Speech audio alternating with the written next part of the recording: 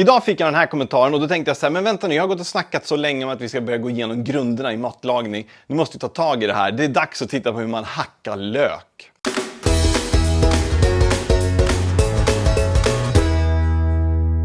Hacka lök, det är grunden till så mycket matlagning, eller framförallt är ju lök grunden till så mycket matlagning. Att hacka lök är inte så svårt, men det handlar om lite känsla i det helt enkelt. Och det handlar om att träna mycket. Se till att träna. Det kommer bli bättre. Och akta fingrarna. Och i den här filmen så har jag plasthandskar på mig. Och skälet är att när jag skulle plocka upp mina knivar så skar jag mig. Och jag vill inte ha ett blodbad i löken. Det ser så otrevligt ut. Det gör så förbannat ont och får lök i såret. Och ja, det blir plasthandskar helt enkelt. Jag tycker de är trevliga. Använder det mycket själv. Jag är i köket här och håller på, så har jag ett par såna vita nitrilhandskar. Är man så att säga ute på fältet, vilket jag nästan aldrig är eftersom att jag inte är kock eller konditor, så ska man ha blå eller svarta handskar så man ser om det kommer liksom lite plastbitar i maten som man ska lätt identifiera. Det är också så här att eftersom att jag varken är kock eller konditor så får ni ta det jag säger med en nypa salt. Det här är ju sånt som jag har lärt mig genom årens lopp, genom att ha testat själv, genom att ha fått instruktioner av folk som faktiskt är utbildade i frågan. Och kom igen, det är hacka lök vi pratar om. Det är inte att klyva atomkärnor. Men det är ändå lite så här, det här är en av de så här heliga gralerna. Så här tror jag att många professionella också gör. Jag är inte helt fel ute. Om jag kränker någon så ber jag hemskt mycket om ursäkt. Grunden är, lär dig att hacka lök utan att hacka fingrarna. Och ta det försiktigt i början. Du blir bättre och bättre hela tiden.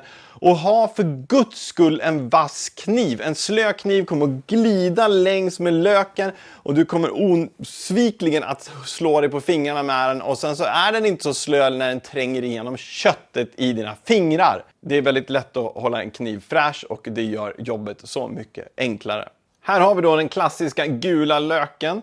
Vilka knivar bör man använda till det här? Min absoluta favorit när det kommer till lökhackande, det är ju ändå Supergoon.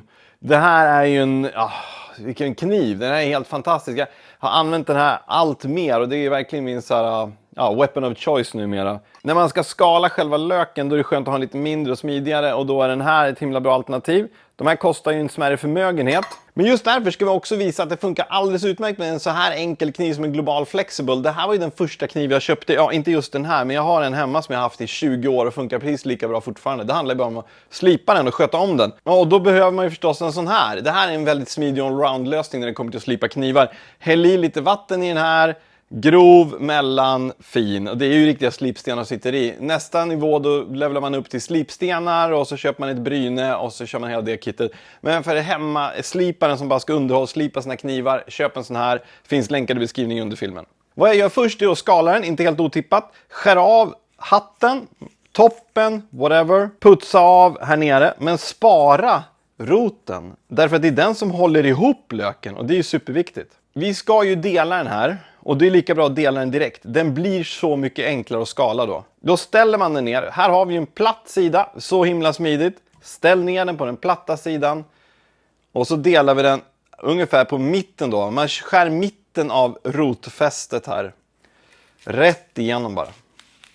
Nu gör jag ju det här väldigt sakta och försiktigt. Av det enkla skälet att det ska vara tydligt. Och sen tar vi bort skalet. Ta bara tag i en liten flärp så här. En liten kant.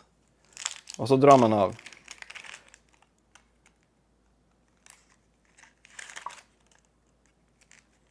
Här är det ju smidigt med en liten skalkniv eller liknande.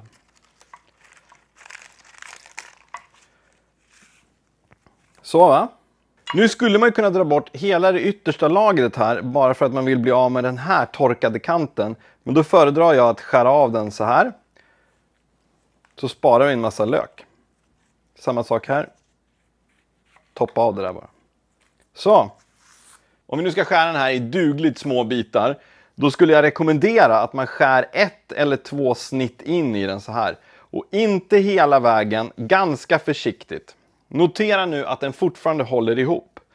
Det här är egentligen lite overkill. Om man bara ska grovhacka den behöver man inte göra de här. Därför att de är ju redan separerade i olika lager. Men vi gör det här ändå nu bara för att göra det här extra tydligt. Akta fingrarna, skär inte hela vägen igen.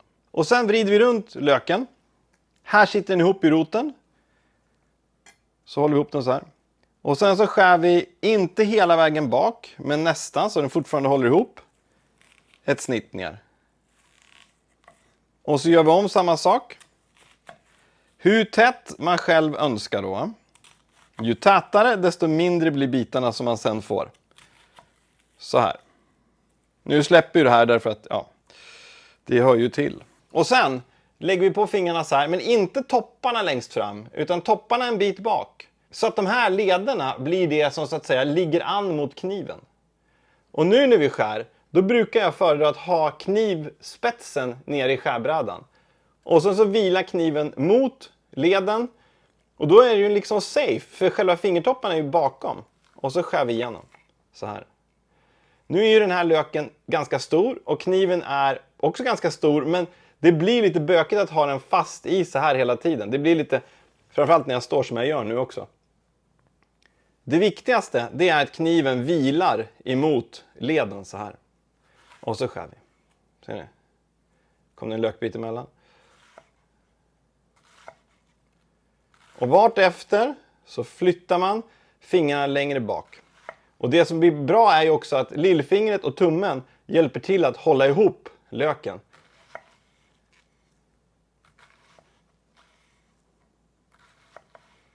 Hur stora bitar vill vi ha? Ja, här blir ganska lagom. Vad skulle jag annars ha sagt? Och så skär man så här hela vägen bak. Och vad man sen märker då, det är att ju längre bak man kommer, desto svårare blir det att hitta någonstans att förvara fingrarna på. Då lägger man ner den här. Och så skär man in. Så vrider man den. Så skär man in. Ser ni hur mycket lättare det blir att hålla nere spetsen i skärbrädan? Så här. Och just när man gör den gungande rörelsen så är det lättare att också ha kniven fixerad på samma plats. Så här. Så där, det var en halvlök det. Nu gör vi samma sak igen då, fast med den här. Bara för att visa hur smidigt det är. Nu skär vi inte in så här, utan nu gör jag bara så här.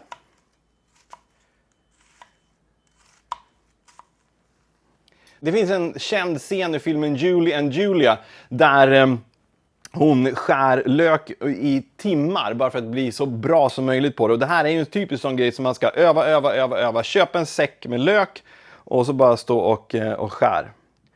Gör vi samma sak igen då. Ska vi skiva den här ännu finare. Och det handlar ju bara om hur mycket jag flyttar tillbaka fingrarna hela tiden. Och bättre att göra det sakta och ordentligt utan att skada sig än att försöka se flashig ut liksom i början. Då vet man att då hamnar en fingertopp med i det här och det smakar aldrig riktigt bra. Sådär. Kolla. Den här biten, den smakar inte gott på något sätt. Den är hård och träig och värdelös. Och det här är precis som stocken i en tomat. Det är bara att slänga det här. Men det här är grunden till all bra matlagning förutom risgrynsgröt. Vad jag glömde tillägga var att ibland så ligger det kvar en liten hinna när man har tagit bort det första lagret på löken. Och den ska man också ta bort. Den är ett helvete annars. För den glider kniven allt som oftast på. Och den fyller ingen stor funktion om man inte är Sayan och tillagar någonting jävligt gott utav det till Nobelmiddagen. Vilket skedde för, kan det vara 2 år sedan. Genialt drag för övrigt. Hörrni, så här hackar jag lök. Har ni några bra tips? Skriv jättegärna en kommentar. Länkar till knivarna och sliphjulet finns i beskrivningen under filmen. Om du tycker det var kul, vill se mer såna här rena grunder, tryck jättegärna på like. Och om du inte redan prenumererar så gör det. För jag är väldigt snart tillbaka med en ny video, film, vad vi nu kallar det.